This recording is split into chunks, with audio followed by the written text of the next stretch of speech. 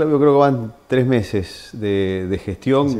Cuénteme un poco, no digo un balance, pero cuénteme un poco qué podemos sacar en conclusión de estos 3 meses, por favor. 3 meses de gestión, siendo el cuarto ministro de Seguridad de la provincia de Santa Fe, una provincia donde podemos encontrar con hechos que dan un reflejo de lo difícil de la situación que tenemos en materia de seguridad, seguramente producto de algunos yerros de la gestión política o de las gestiones políticas, porque esto no empezó ahora, esto lleva muchos años.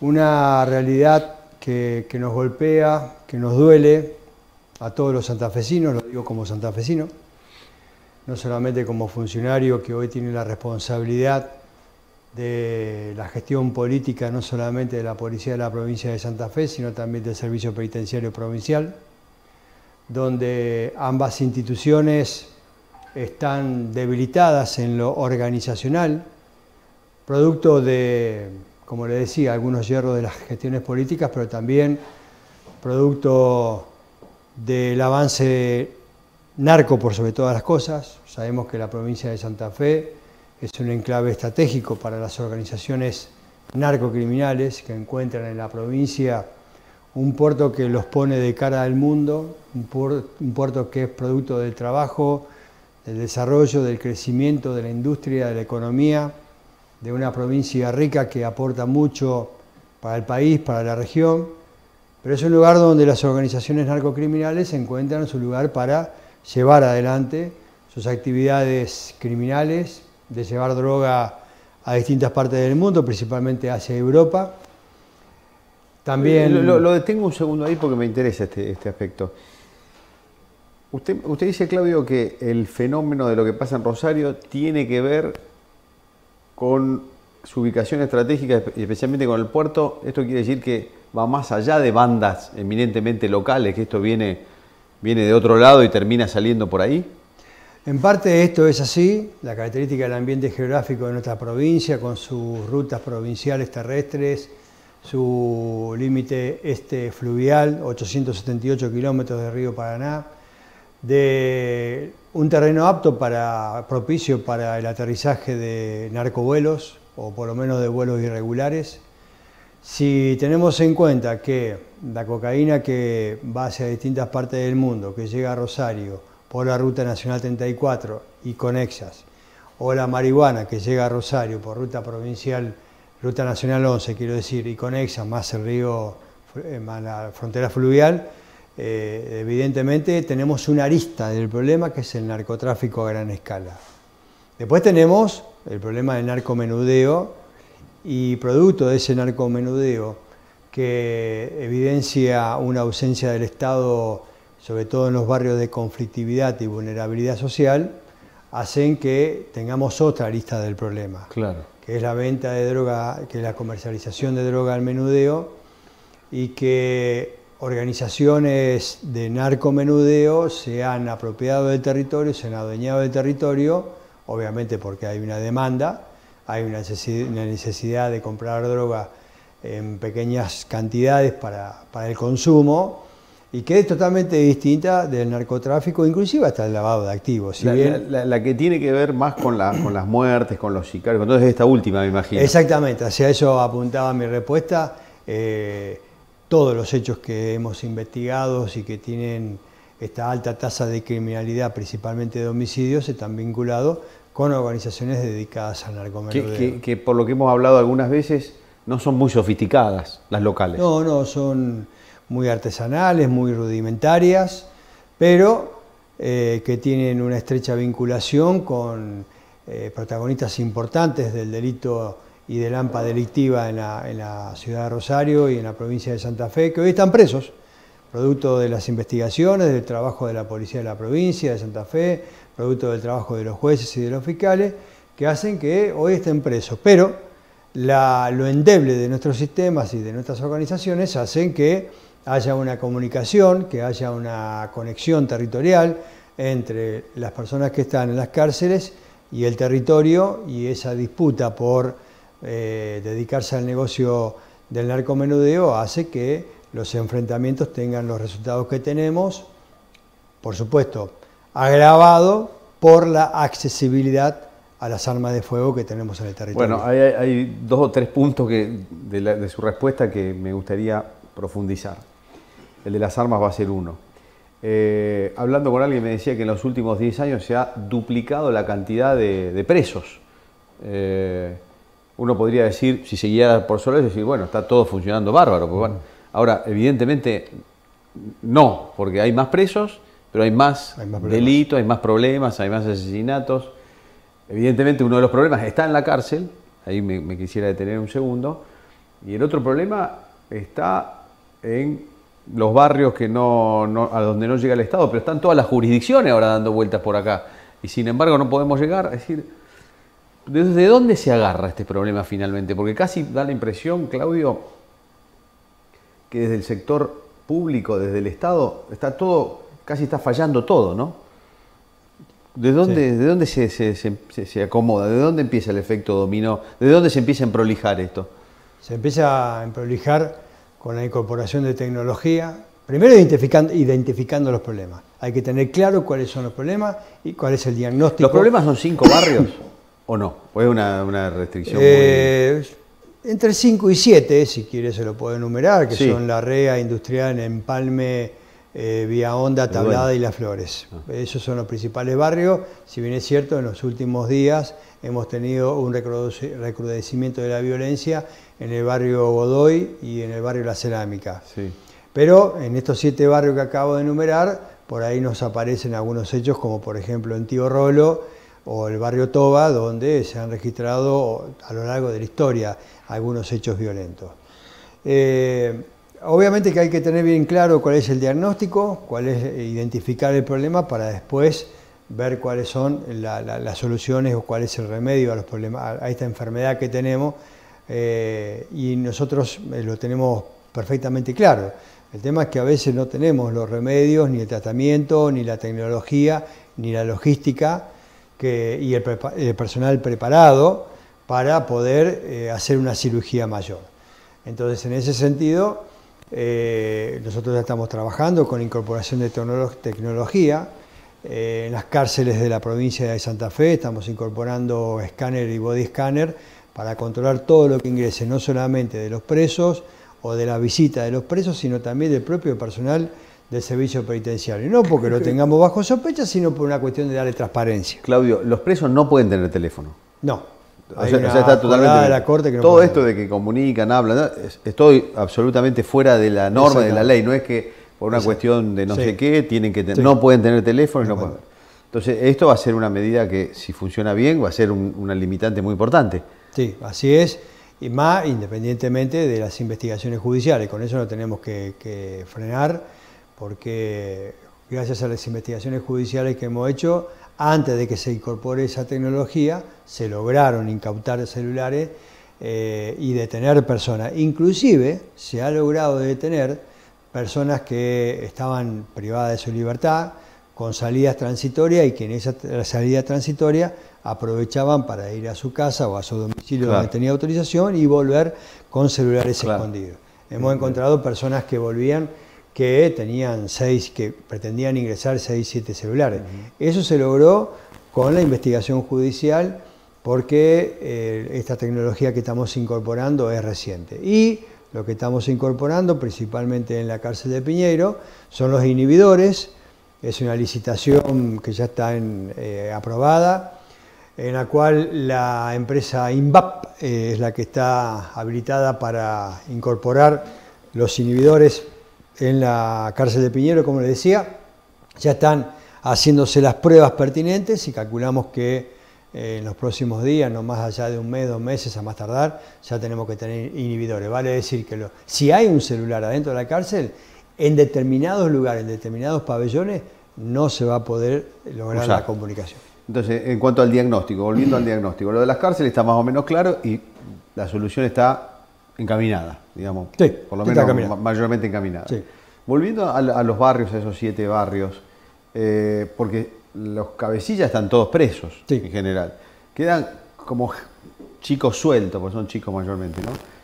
¿De cuántos chicos estamos hablando? ¿Cómo se incorporan? ¿Cómo se meten en el negocio? Hoy parece que por instrucciones que vienen de la cárcel, no sé si es todo así o no.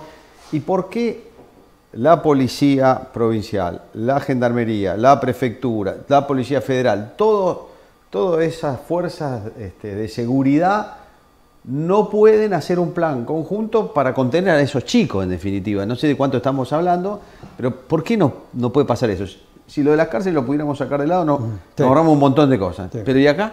Está bien, lo que no se puede ejecutar es ese plan conjunto, porque el plan conjunto, donde se organizan las actividades preventivas, donde se identifican los hipotéticos escenarios de conflicto, donde se determinan las amenazas, los alertas, todo eso hoy por hoy se está llevando adelante a través de una mesa de inteligencia criminal. Una mesa de inteligencia criminal que se había iniciado en el 2016, después Sí. se interrumpió. Antes escuchamos un audio del exministro Garabano, que hablaba de justamente una mesa que se había conformado, Sí. volvió. Hoy ya la tenemos en funcionamiento, costó porque hubo que rearmarla, porque hubo que demostrarles a las autoridades de las fuerzas y de los distintos organismos, como por ejemplo del Ministerio Público de la Acusación, que se podía confiar en nosotros, que toda la información que tenemos la compartimos y que le damos el marco de confidencialidad y que esa información se utiliza para identificar hipotéticos escenarios de conflicto, determinar alertas, amenazas y asesorar en ese tan complejo proceso de toma de decisiones, no solamente para la autoridad política, sino también para un jefe de unidad regional, para un jefe de policía, inclusive para los jueces y fiscales. Para eso hacemos inteligencia y cuando hablamos de inteligencia hablamos de análisis de información permanente a través de fuentes abiertas, conforme a lo que establece el mismo artículo 3º de la Ley de Inteligencia Criminal. No estamos haciendo nada por fuera. Pero es imposible si uno no analiza si no mínimamente. Claro. Bueno, entonces, ¿qué pasa? Nos hemos encontrado de una disociación entre lo que se organizaba, se planificaba y se preveía y lo que hoy se ejecuta en la calle. Con lo cual, los jefes policiales con las autoridades políticas organizábamos operativos de prevención, por dar un ejemplo, pero resulta que el mensaje del por qué, del para qué, dónde y cómo se tenía al policía de calle o al personal de tropa de calle no le llegaba, no le llega todavía ese mensaje. ¿Por qué? Bueno, porque evidentemente tenemos un problema con los mandos medios y esto no solamente pasa en la policía de la provincia, pasa en la mayor cantidad de las fuerzas federales. Por eso creo que el protagonismo territorial que nosotros tenemos que tener como funcionarios de la gestión política es sustancial. Si hay algo que yo le pido mucho a mis funcionarios es salgamos de las oficinas, basta de reuniones, terminémosla con las reuniones, determinemos cuáles son las líneas de acción y vayamos a las comisarías, a los destacamentos, a las rutas, a los barrios, al microcentro, macrocentro, a interactuar con el vecino, a caminar los tribunales para intercambiar ideas, opiniones y propuestas de trabajo con los jueces y los fiscales, porque eso es lo que tenemos que hacer, delinear cuáles son las líneas de acción de trabajo concretas y basta de perogrullo que generalmente termina siendo una reunión sin sentido porque, insisto, el mensaje que tiene que tener el personal de calle no le llega claro. ¿Qué está faltando para que le llegue entonces, además de la presencia de los mandos superiores ahí al lado? Además de eso, ¿qué está faltando para poder controlar a esos chicos de los que hablábamos que están en los barrios, que yo no sé calcular, podrán ser 1000, 2000, 3000, no sé cuánto, no importa, pero que son a la larga, son chicos de 16, 17, 18 años, y del otro lado están todas las fuerzas de seguridad de las dos jurisdicciones, nacional y provincial. ¿Qué está faltando para que se pueda controlar esos barrios? Bueno, evidentemente falta potenciar y reforzar, más que potenciar, reforzar el trabajo multiagencial con otras áreas de gobierno. ¿Esa mesa funciona entonces por ahora? Sí, funciona. Nosotros estamos trabajando mucho con la municipalidad, con todas las áreas de gobierno, educación, deporte, recreación, desarrollo social. ¿Pero están las fuerzas federales también sentadas en esa mesa, no? Sí. Ah, ¿sí? Sí, están las fuerzas federales, pero todo esto es reciente. Y el problema que usted mencionaba de los mandos medios en casi todas las fuerzas, ¿de qué se trata? Bueno, evidentemente falta de liderazgo. Déjeme hablar de lo que yo he detectado en la policía de la provincia de Santa Fe. Primero falta entrenamiento, capacitación, reentrenamiento, que por supuesto yo no me quedo en el lamento, ya lo empezamos a trabajar, pero como todo proceso educativo lleva tiempo lograr un cambio en la conducta. Desterrar algunos vicios conductuales en el comportamiento policial va a llevar tiempo, pero bueno, tenemos que empezar y nosotros hemos empezado. Hoy terminamos una capacitación con Naciones Unidas y con la Embajada de Estados Unidos que se llevó adelante aquí en Rosario, donde llevamos jornadas intensivas de capacitación para los policías sobre dos temas que son muy complejos: narcocriminalidad y corrupción, y la asociación que existe entre una cosa y la otra. Acá no solamente hay que meter presos a los policías que cometen delito o funcionarios que visten un uniforme pero que en realidad son delincuentes. También hay que capacitarlo, porque a través de la capacitación se logra tomar conciencia, se sensibiliza el problema, se visibiliza el problema, y de esa manera nosotros podemos lograr esos cambios de conducta que tanto deseamos. Son conductas indeseables, no solamente, insisto, estamos haciendo trabajo de investigación a través de la Agencia de Control Policial, liderado por la Subsecretaría de Control Policial, que está a cargo de la doctora Cosgaya, una ex jueza de la ciudad de Santa Fe, que lleva adelante investigaciones muy complejas, muy sensibles, y en los cuales lamentablemente tuvimos que poner a disposición de la justicia a 122 policías el año pasado.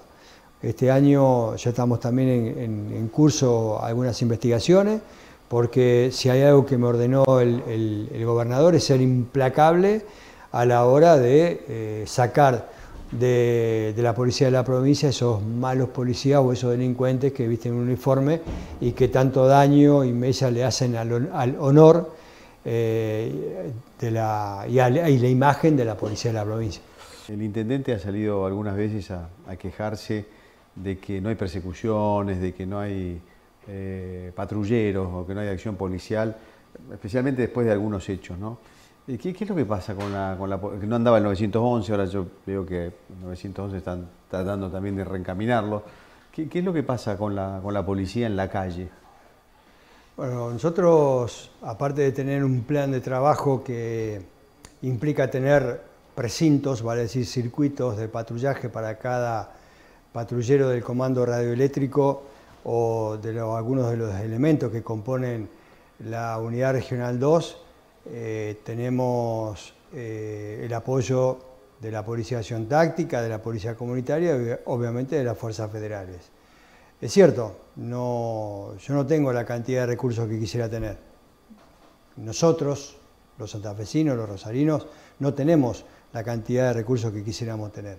Pero tenga la plena certeza que los recursos que tenemos los ponemos en la calle. El año pasado, en marzo del año pasado, teníamos un promedio de 35 patrulleros recorriendo Rosario. Hoy tenemos 160. El año 35, pasado, 35 llegamos a tener en Rosario. Hoy tenemos 160. ¿Cuál es el número ideal? Y a mí me gustaría tener 200 como para poder cubrir, o sea, sobre todo para poder suplir cada vez que un patrullero tiene que dejar de recorrer un determinado lugar porque está atendiendo una llamada al 911. Entonces, si tenemos en cuenta eso, si tenemos en cuenta que el año pasado la unidad regional 2 tenía 3.070 efectivos, hoy tiene 5.070.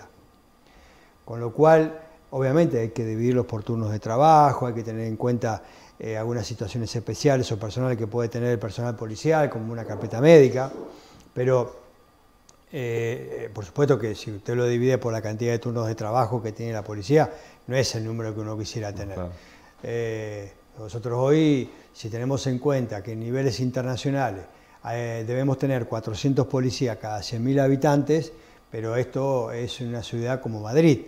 En la ciudad como Rosario deberíamos tener mucho más. Nosotros para tener 400 policías cada 100.000 habitantes tendríamos que tener 6.000 policías en la unidad regional 2. O sea que estamos casi por debajo de los 1.000 ideales que necesitamos para poder tener en la calle. Insisto, dividido los 4 turnos de trabajo que tienen los policías. Y después, bueno, que no hay persecución penal. Miren, la Agencia de Investigación Criminal... No hay persecución policial, dice que no hay persecución claro, que no hay persecución en la calle. Policial. Bueno, mire, el año pasado tenemos un policía que producto de una persecución resultó gravemente herido, un policía de apellido Sanabria, que es de San Javier y que patrullando la ciudad de Rosario en hora de la madrugada recibió cerca de 10 disparos de arma de fuego. días atrás, un policía en persecución iba en una moto policial, en cumplimiento de servicio, en cumplimiento de una persecución. Esa persona fallece, es cierto, producto de un accidente de tránsito, pero en una persecución. En lo que va del año, la policía de la provincia de Santa Fe, en la ciudad de Rosario, detuvo 1.070 personas en flagrancia, vale decir, cuando se estaba cometiendo el hecho delictivo, de los cuales 1.070, la mayoría de los procedimientos se dieron en ocasión de robo y los hizo la comisaría segunda, que está aquí en el centro. Sí, sí, sí. De esos 1.070 personas detenidas, 200 hoy están en las alcaidías, cuando tenemos capacidad para 80, 90. Porque no solamente no tenemos capacidad en las cárceles, sino que tampoco tenemos capacidad suficiente en las alcaidías. Para el colmo de males, hay una acordada de la Corte Suprema de la provincia de Santa Fe que nos permite tener personas detenidas privadas de su libertad luego de la imputativa. O sea que una vez que se cumple la imputativa, tenemos que trasladarlos a un servicio penitenciario. Y los servicios penitenciarios, insisto, están por encima, 2.300 personas por encima de la capacidad normal que puede tener la población en los servicios penitenciarios de la policía del servicio penitenciario provincial. Con lo cual, a esos presos que están en la alcaidía hay que cuidarlos, porque uno dice, bueno, hoy por hoy tenemos más policías en la calle, sin embargo no se ven, pero tenemos más presos, por ejemplo. Claro. Con lo cual hay que cuidarlos. La otra vez cuando unos presos se fugaron de la comisaría décima, 3 presos se escaparon de la comisaría décima de Rosario, un policía terminó herido con un disparo de arma de fuego en el estómago. ¿Por qué? Porque cuando le lleva agua en esa jornada de calor que tuvimos aquí en Rosario hace poco, en un acto humanitario que tiene el policía, los presos aprovechan, se abalanzan contra él y producto de la refriega física, uno de los policías termina con un disparo en el estómago. Afortunadamente y gracias a Dios está bien. En fin, hay un montón de circunstancias que yo le podría demostrar que la policía está trabajando. Una última más y que me parece que es importante como para demostrar el trabajo, 320 armas de fuego fueron incautadas por la policía de la provincia de Santa Fe en Rosario, solamente en prevención del delito, sin contar las otras armas que incautan las fuerzas federales o la Agencia de Investigación Criminal. Justamente uno de los temas que le mencioné, quería conversar, era el de las armas. A estos chicos, sicarios o tiratiros, muchas veces se los ve, inclusive en video que ellos mismos graban, con armas complicadas, armas sofisticadas o armas, incluso algunas muy modernas. ¿Cómo funciona el mercado negro de armas y cómo le llegan a esos chicos de 16 años armas tan potentes, Claudio? Bueno, ese es uno de los grandes interrogantes que tenemos y que lamentablemente todavía no hemos podido dilucidar. Podemos elucubrar un montón de situaciones que suceden, pero lamentablemente nosotros aquí tenemos un problema con el organismo responsable del control y de la supervisión de las armas, no solamente en Rosario, sino en todo el país, que es la Agencia Nacional de Materiales Controlados. Es cierto que la provincia de Santa Fe, para con la ANMAC, ex RENAR, ha hecho mal los deberes durante mucho tiempo. Hay una ley del año 2005 que obliga a la provincia de Santa Fe, no solamente por ser una ley nacional, sino porque aparte, por ley provincial, la provincia de Santa Fe adhirió al cumplimiento de esa ley, en el cual lo único que tenía que hacer la provincia era informar la cantidad de armas armas de fuego que se incautaban en los distintos procedimientos. Eso nosotros logramos regularizarlo recién el año pasado, porque durante todos esos años, desde el 2005, nunca cumplió. Empezamos a poner al día con un montón de circunstancias y deberes que teníamos para con la ANMAC. La ANMAC empezó a trabajar con nosotros, primero con un programa de entrega voluntaria de armamentos, que para mí no es suficiente. Creo que deberíamos tener algunas medidas de excepción ante una situación tan compleja como la que estamos viviendo. Y es lo que yo le reclamo y le pido a la ANMAC, un trabajo más territorial, porque podemos decir, o por ahí se escucha, que las armas aparecieron producto de un robo que se produjo en el año 2004 en fabricaciones militares Fray Luis Beltrán. Ninguna de las armas que se incautaron desde ese robo a la fecha, ninguna pertenece a fabricaciones militares o tiene algún tipo de relación o connivencia con ese robo. Con lo cual es evidente de que las armas no provienen de ese robo. Por otra parte, ninguna de las armas tampoco que se han incautado en distintos procedimientos o investigaciones en allanamientos son armas que vienen del exterior, no vienen del exterior. Son armas que se nutren... ¿Ni vienen de fuerzas estatales no, o sí? No, tampoco. Cada arma tiene una numeración Sí. que la identifica como la chapa patente del arma. Correcto, sí. Esa numeración nos dice, si está obviamente debidamente registrada, nos dice a quién pertenece ese arma. La mayoría de las armas incautadas pertenecen a civiles. Civiles que la pierden, se la roban, la ceden ilegal e irresponsablemente, la prestan y termina en un circuito ilegal y con la muerte de una persona. Tengamos en cuenta que de las 111 muertes que teníamos hasta ayer a última hora en la ciudad de Rosario, todas fueron con disparo de arma de fuego. El tema no son las armerías. No No es que venden a cualquiera indiscriminadamente, que no hay controles. No. No, están todos identificados los dueños de las armas. Por supuesto que a mí me gustaría ponerle un poquito más de injundia a los controles y a las inspecciones de la armería. ¿Por qué? Porque el sistema de compra de municiones también es muy rudimentario. Es una tarjeta que se llena con papel y lápiz y los cuadernos. Tengo entendido que es muy rudimentario. Es muy burdo. Es un cuadernito que llega 3 meses después, que en Buenos Aires no lo controla nadie. Claro. Pero eso es para el caso de las municiones, porque no solamente son las armas, sino también las municiones. Claro, ¿no? lógico. Porque en realidad acá el problema también las tenemos con las municiones, no solamente por las muertes, sino también por las balaceras. Esto demuestra que también hay un mercado de municiones que evidentemente está funcionando y está funcionando producto de lo endeble que tenemos en las inspecciones y en los controles. Pero insisto, necesitamos de ese organismo que legalmente es el responsable de supervisar, de controlar la circulación de las armas que tenemos en la ciudad de Rosario, porque considero que las armas se nutren de Rosario. Tengo una última pregunta, Claudio. Le agradezco mucho que haya venido, es muy interesante. Podríamos seguir un rato largo más, porque vamos a hacer un ejercicio. Porque ha salido ahora más juzgados, más fiscalías federales, la UIF con una sede en Rosario. Son todas cosas que son necesarias, pero son de mediano y largo plazo hasta que se instrumente y todo. O sea que eso dejémoslo correr.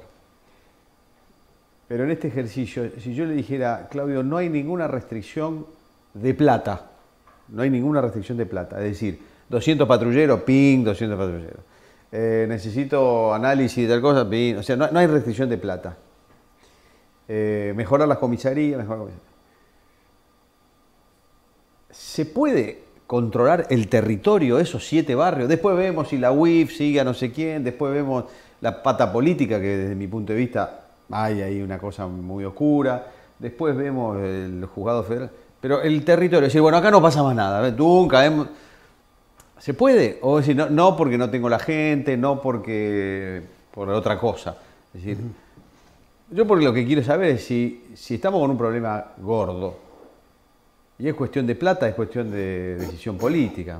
Los inhibidores, bueno, ¿por qué no estuvieron antes? Van a estar ahora, buenísimo, se soluciona, los detectores, el detector de metales, los patrulleros, ¿con eso solo alcanza o no? El tema es tan complejo que ni siquiera con eso. No alcanza porque, por ejemplo, en el caso de los inhibidores, podemos inhibir Santa Fe, pero no podemos inhibir las otras cárceles que están federales, en el país. Alvarado se quiso escapar de una cárcel en una cinematográfica evasión, que afortunadamente no se llevó a cabo porque hubo una investigación que lo impidió, pero él estaba en una cárcel en provincia de Buenos Aires, con lo cual una de las cosas que le pedí al Consejo de Seguridad Interior en una reunión que tuvimos hace semanas en la Ciudad Autónoma de Buenos Aires, en la cual también estuvo el Ministro de Seguridad de la Nación, es eso, o sea, les pedí a las otras provincias que copien el modelo santafesino, que es el control de las cárceles y la inhibición de las comunicaciones. Porque está bien, no se puede tener celulares, pero los celulares ingresan, por un sinfín de cuestiones y de problemas. Respecto del dinero que se necesita para comprar cosas y adquirir cosas, ¿qué pasa? Bueno, nosotros tenemos un presupuesto que es del Estado. El presupuesto del Estado, para gastarlo, ingresa en cada proceso licitatorio de contratación, que es complejo. Nosotros hoy por hoy no tenemos ley de emergencia, con lo cual los procesos son regulares, y los procesos regulares son lentos, engorrosos y difíciles. Por supuesto que necesitamos ser más expeditos a la hora de comprar, pero independientemente si tuviéramos la ley de emergencia, ahí tenemos otro problema, que es la inflación, que es la situación económica, falta de repuestos en el mercado. Nosotros estamos mandando patrulleros que por ahí para cambiarle un embrague se podría arreglar en un día y a veces está meses porque no se consiguen los repuestos.